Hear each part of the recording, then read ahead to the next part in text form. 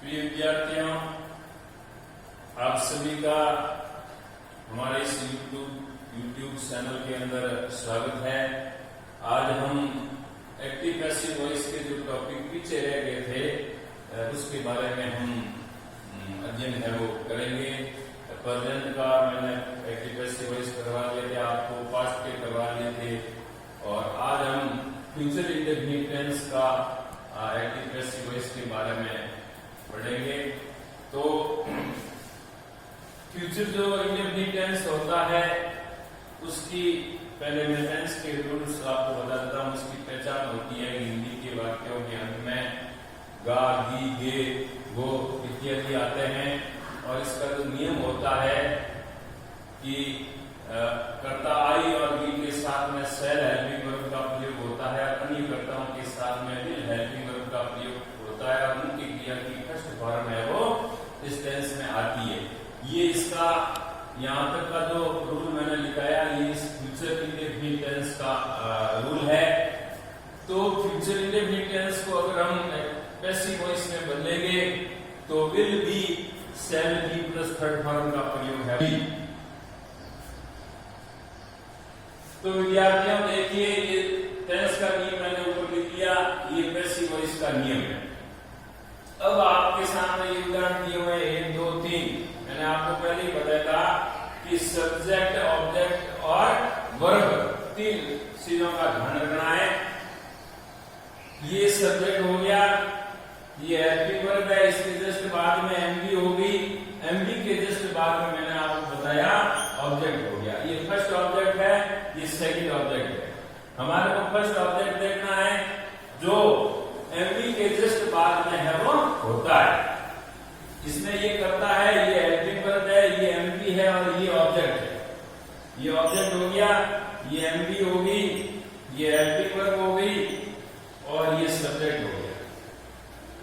ये हमारा है वो सेकंड ऑब्जेक्ट है, सेकंड ऑब्जेक्ट। इसमें भी ये सेकंड ऑब्जेक्ट है। तीसरा जो उदाहरण है कर्ता, ये है, ये हेल्पिंग वर्ब है, ये एमबी है, ये ऑब्जेक्ट है और ये टाइमिंग वर्ड है। एडवर्ब कहो या टाइमिंग वर्ड है वो कहो, जो फ्यूचर सिंपल टेंस का होता है, टुमारो का अर्थ होता है आगे आने वाला कल, यानी भविष्य के अंदर। अब हम करते हैं उदाहरण, जैसे मैंने पहला लिखा he will write stories in the room, वह कमरे के अंदर कहानियां है वो लिखेगा। ये है वो पहला वाक्य है, एक्टिव वॉइस है, एवी है, इसको पैसिव वॉइस के अंदर बदलना। तो विद्यार्थी मैंने आपको बता दिया कि ये कर्ता, ये एमबी और ये ऑब्जेक्ट। एमबी के जस्ट बाद में जो होता है ये ऑब्जेक्ट होता है, स्टोरीज का होता है कहानियां, इमोशन के अंदर है। अब हमारे को लिखना है कि इसकी पीढ़ी बढ़ाएंगे, पैसिव वॉइस बढ़ाएंगे। तो जो गोल्डन रूल्स मैंने शुरुआत के अंदर एक्टिव पैसिव वॉइस के जो लिखे थे, कर्ता को कर्म के स्थान पर और कर्म को कर्ता के स्थान पर। तो यहाँ पर करेंगे हम स्टोरीज, स्टोरीज बहुवचन करता है तो इसके साथ में will be, stories will B. फिर बाद में थर्ड फॉर्म राइट क्रिया है, इसकी थर्ड फॉर्म लिखनी है write, wrote, written. Stories will be written, कर्ता से पहले बाई का प्रयोग बाई, ही का हो गया him, by him. Second object है इन द रूम, ये हो गया, ये पीढ़ी बन गई इसकी। दूसरा है we shall cook food in the kitchen, हम रसोई घर में भोजन पकाएंगे। रसोई घर में देखो, एक बार और रिपीट कर देता हूं, कर्ता कैसे निकालते हैं, ऑब्जेक्ट कैसे निकालते हैं, कि जैसे कर्ता ये है, ये पूरा वाक्य आपके सामने। तो मैंने मेरे हिसाब से, मेरी विधि से मैंने आपको बताया था कि क्रिया के जस्ट बाद में ऑब्जेक्ट आता है, ये ऑब्जेक्ट हो गया, और जो काम करने वाला होता है वो करता है। यानी रसोई घर में भोजन कौन पकाएंगे, हम पकाएंगे, ये कर्ता हो गया। हम रसोई घर में क्या पकाएंगे, भोजन पकाएंगे। तो फूड है वो हमारा ऑब्जेक्ट हो गया। ये हेल्पिंग वर्ब होगी, ये एमबी, इसकी थर्ड फॉर्म में आपको लिखनी है। तो सबसे पहले हम लिखेंगे फूड, क्योंकि कर्ता को कर्म के स्थान पर, कर्म को कर्ता के स्थान पर, तो फूड। इसके साथ में आएगा विल बी, शैल बी तो ओनली आई और बी के साथ में आएगा। अगर हमारा ऑब्जेक्ट कोई आई और बी है, प्रोनाउन है, तो शैल बी है वो आएगा। फूड विल बी, कुक की थर्ड फॉर्म हो गई कुक्ड। कर्ता से पहले बाई का प्रयोग by us, in the kitchen, second object है हमारा इन द किचन, ये हो गया। अब तीसरा उदाहरण है doctor will see patients tomorrow, doctor कल मरीजों को देखेंगे। तो ये कर्ता हो गया, कल मरीजों को कौन देखेंगे? डॉक्टर देखेंगे, तो डॉक्टर सब्जेक्ट हो गया। डॉक्टर कल क्या देखेंगे, किसको देखेंगे? मरीजों को देखेंगे, तो मरीज ऑब्जेक्ट हो गया। ये हेल्पिंग वर्ब होगी, ये एमडी होगी। तो हम लिखेंगे पहले ऑब्जेक्ट को सब्जेक्ट के स्थान पर patients, patients will be, see की थर्ड फॉर्म हो जाएगी seen, patients will be seen by doctor, और लास्ट में है टुमारो, ये हो। तो विद्यार्थियों ये था फ्यूचर इनेबलिंग टेंस का एक्टिव पैसिव वॉइस। अब हम आपके सामने अगला जो लाएंगे वो लाएंगे फ्यूचर कंटीन्यूअस टेंस का पैसिव वॉइस बनता नहीं है, फ्यूचर परफेक्ट टेंस। इसके जस्ट बाद में फ्यूचर परफेक्ट टेंस के नियमों के बारे में आपको बताएंगे। उसके बाद में जो मॉडल्स के नियम हैं, मॉडल जो आए हुए हैं उनको पैसिव वॉइस में कैसे बदलते हैं, परफेक्ट टेंस का पैसिव वॉइस कैसे बनाते हैं। यदि वाक्य में will have, shall have plus third form आई हुई हो तो एक्टिव से, एक्टिव वॉइस से पैसिव वॉइस में बदलते समय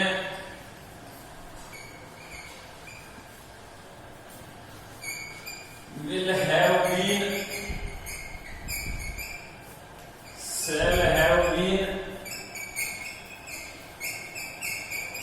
प्लस थर्ड फॉर्म का प्रयोग करते हैं, का प्रयोग करते हैं।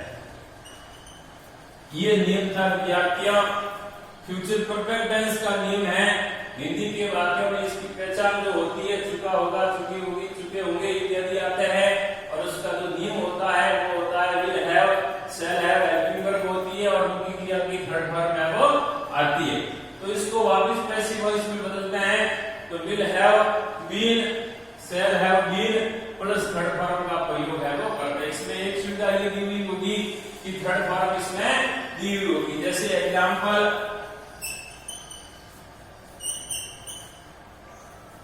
जैसे Ruksana will have taken the university degree in June 2017। ये उदाहरण है विद्यार्थियों, Rukhsana will have taken the university degree in June 2017। तो ये उदाहरण मैंने आपको लिखा एक्टिव वॉइस है, इसका पैसिव वॉइस बनाना है, पीवी बनानी है। तो क्या करेंगे, सबसे पहले हम देखेंगे तीन बातों का ध्यान रखना है। मैंने आपको बताया तीन बातें। तीन बातें कौन कौन सी? एक तो सब्जेक्ट, सब्जेक्ट होगी रुक्साना, सब्जेक्ट के बाद में एमडी होगी टेकन, ये हेल्पिंग वर्ब है, इसके जस्ट बाद में थर्ड फॉर्म आ गई taken, take to taken, take की थर्ड फॉर्म है टेकन। फिर इसके जस्ट बाद में जो वर्ड आएगा वो हमारा ऑब्जेक्ट यूनिवर्सिटी डिग्री, ये पूरा ऑब्जेक्ट है, क्योंकि विश्वविद्यालय कोई ऑब्जेक्ट नहीं होता है, विश्वविद्यालय की डिग्री ये पूरा ऑब्जेक्ट है कि रुखसाना जून 2017 के अंदर उसने विश्वविद्यालय की डिग्री है वो प्राप्त कर चुकी होगी। तो ये है, तो ये हो गया पूरा ऑब्जेक्ट यूनिवर्सिटी डिग्री, ये एमपी होगी, ये सब्जेक्ट हो गया। अब हमारे को क्या करना है कि ऑब्जेक्ट को पहले लिखेंगे the university degree, the university degree, क्या लिखेंगे इसके साथ में नियमों के अंदर helping verb will have been, third form इसमें दी हुई है taken, will have been taken, कर्ता से पहले बाई रुखसाना, अब लास्ट में जो बचा है शेष ऑब्जेक्ट वो है वो लिख दो, टाइमिंग वर्ड लिखा हुआ है पीछे, तो इन जून 2017 ये हो गया। तो विद्यार्थियों ये था फ्यूचर परफेक्ट टेंस, जो मैंने आपके नियम लिखा के उदाहरण से जो है वो समझा दिया। अब है आपके सामने इस टेंसों के सब मैंने है वो एक्टिव पैसिव वॉइस करवा ली, प्रेजेंट के करवा दी, पास्ट के करवा दी, फ्यूचर के करवा दी, कुल मिलाकर के 12 टेंस होते हैं। 12 टेंसों में 8 टेंस का पैसिव वॉइस बनता है, बाकी वालों के नहीं बनते हैं। प्रेजेंट परफेक्ट कंटीन्यूअस टेंस का नहीं बनता है, पास्ट परफेक्ट कंटीन्यूअस टेंस का नहीं बनता है, फ्यूचर कंटीन्यूअस का नहीं बनता है, फ्यूचर परफेक्ट कंटीन्यूअस का नहीं बनता है। अब आप में एक नियम और लिखवा देता हूं मैं मॉडल्स का, है वो आपके सामने साझा कर रहा हूं, बता रहा हूं। मॉडल्स ये भी वाक्य में मॉडल्स जैसे can, could, should, may, must, will, cell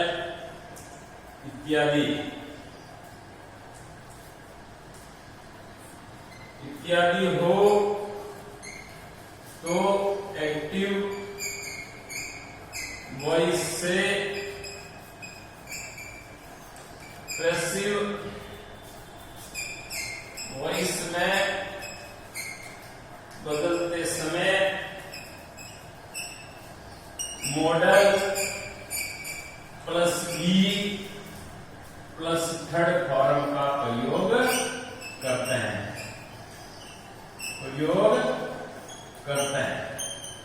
ये नियम था। ये सेम सिंपल जैसा नियम है, लेकिन मैंने टेंस से हटके थोड़ा अलग करवाया ताकि आप कन्फर्ट की स्थिति में पता रहे कि मॉडल्स और अगर फ्यूचर में साथ में लिखा रहता तो आपके थोड़ा समझ में आने में थोड़ी कठिनाई हो जाती, इसलिए मैंने मॉडल काले लिखा है। बाकी है वो नियम सेम, ये फ्यूचर सिंपल का ही है। तो यहाँ फ्यूचर सिंपल की हेल्पिंग वर्ब आती है, all helping verb are model activity, सब हेल्पिंग वर्ब जो होती है सब मॉडल्स होते हैं। तो यहाँ पर हेल्पिंग वर्ब प्लस बी उसमें ही लगाते हैं, और थर्ड पार्ट का प्रयोग दूसरी पैसिव वॉइसों के अंदर करते हैं। तो इसका मैंने अलग इसलिए लिखा है ताकि आपके समझने में आसानी हो, कोई दुविधा ना हो, कठिनाई ना हो। अब जैसे एग्जाम्पल लिखता हूं मैं, he can climb tree very fast। एक नियम यह है, दूसरा है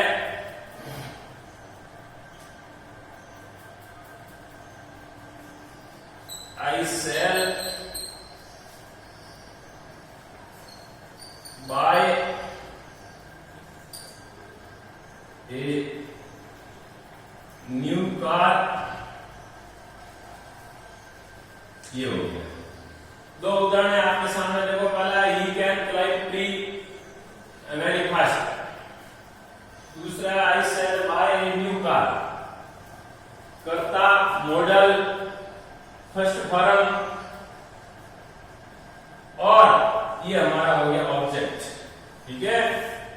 तो he can climb tree very fast, तो ऑब्जेक्ट हो गया हमारा ट्री। ट्री के बाद में मॉडल कौन सा है, कैन।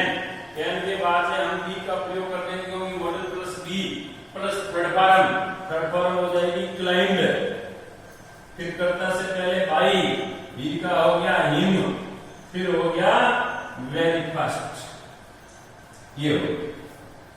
तो मैं आगे विद्यार्थी देखो ये करता है, ये मॉडल के बाद में क्रिया किस फॉर्म में रहती है, और क्रिया के जस्ट बाद में मैंने आपको बताया जो कोई भी वर्ड होता है वो ऑब्जेक्ट है, ये ऑब्जेक्ट है, तो ऑब्जेक्ट को मैंने सब्जेक्ट पे लिया, फिर मॉडल का प्रयोग कर दिया, ये मॉडल है इसमें कैन, फिर बी का प्रयोग कर दिया, फिर थर्ड फॉर्म क्लाइंब की थर्ड फॉर्म क्लाइंब होगी, फिर कर्ता से पहले बाई का प्रयोग कर दिया, फिर ही का बाई होता है हिम, फिर वेरी फास्ट का very fast.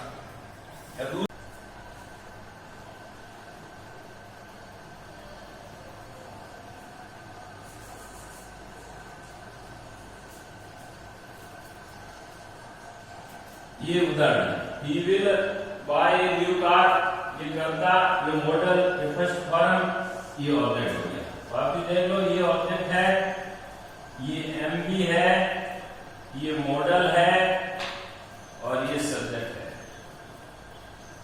Subject model MB object, ये हो गया।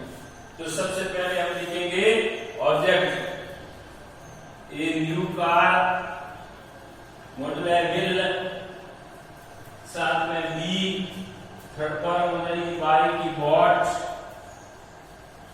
कर्ता से पहले बाई का प्रयोग, बाई हिम, ये। तो विद्यार्थियों आज मैंने आपको फ्यूचर सिंपल के और मॉडल के बेसिक वॉइस के नियम समझाए। निश्चित रूप से आपको समझ में आगे होंगे। अगर किसी को समझ नहीं आए तो कमेंट बॉक्स में आकर कमेंट करें, या फिर मुझे कॉल करके है वो बताएं। ये वीडियो मैं ग्रुप के अंदर शेयर करूंगा।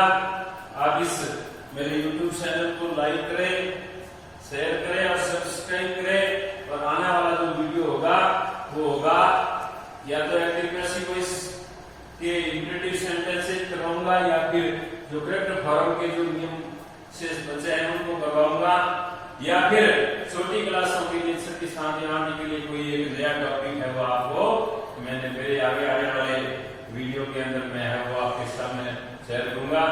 तो विद्यार्थियों, मेरा जितने भी यूट्यूब चैनल देखने वाले हैं उन सभी को मेरा सादर प्रणाम। आप मेरे इस वीडियो को लाइक करें, शेयर करें और सब्सक्राइब करें। धन्यवाद।